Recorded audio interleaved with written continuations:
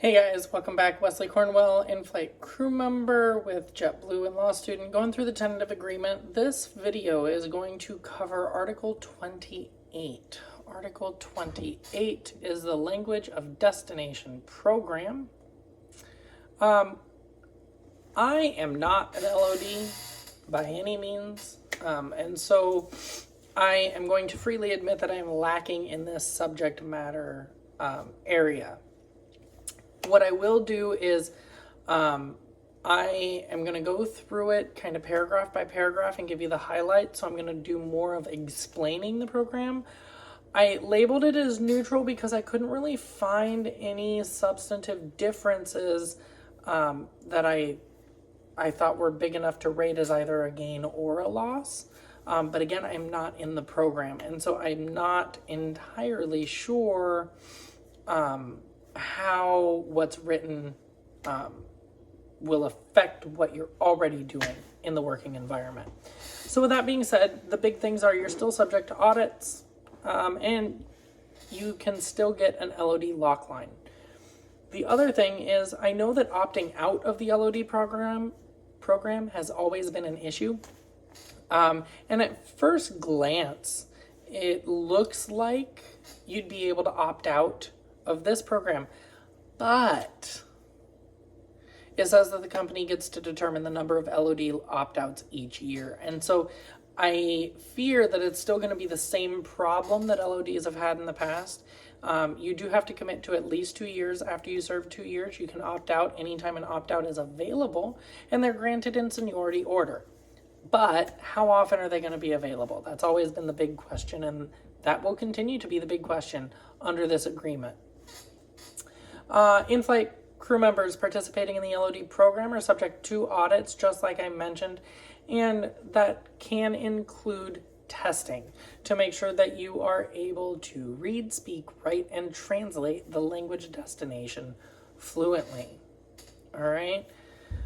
The award process is the same. It's still the 2 LOD pairing minimum. You can be awarded more, but you can't drop below 2 unless you replace it with something else.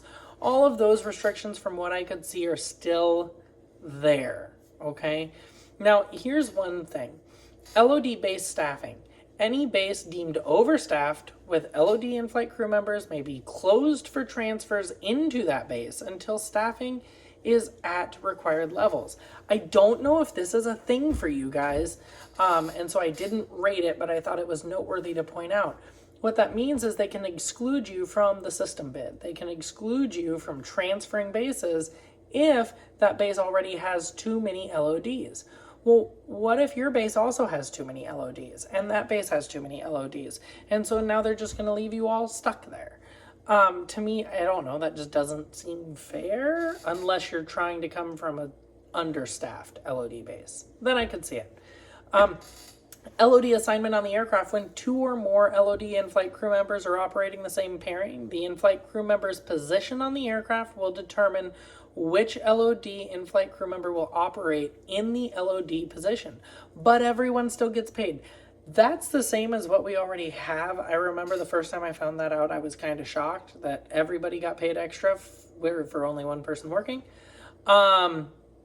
Stays the same. So that's neutral. Just wanted to point that out.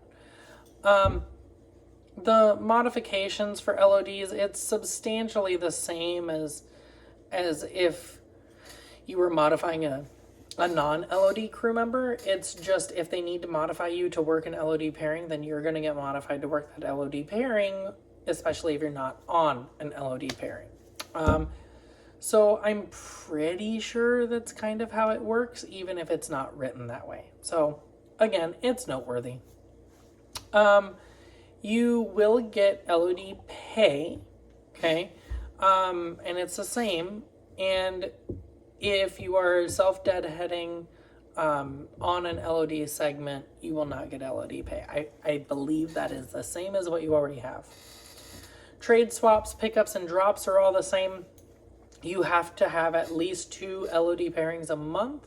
PTO and UTO does not apply to the minimum requirement of LOD in-flight crew member per 1 LOD in-flight crew member per pairing. Okay. You cannot trade out of the last open LOD position on an LOD pairing unless you're trading with another LOD crew member. Again, that's the same. And so a lot of this was just, it was 99% the same from what I could tell. Those of you that are LODs that are watching this video, please let me know if something is different so that I can correct it. I just could not tell based on what I read, and I don't know if you guys get referred to 50 million different areas for your program. So anyway, don't forget to visit www.evaloncare.com, evaloncare.com. Check out the products. Let us know what you think.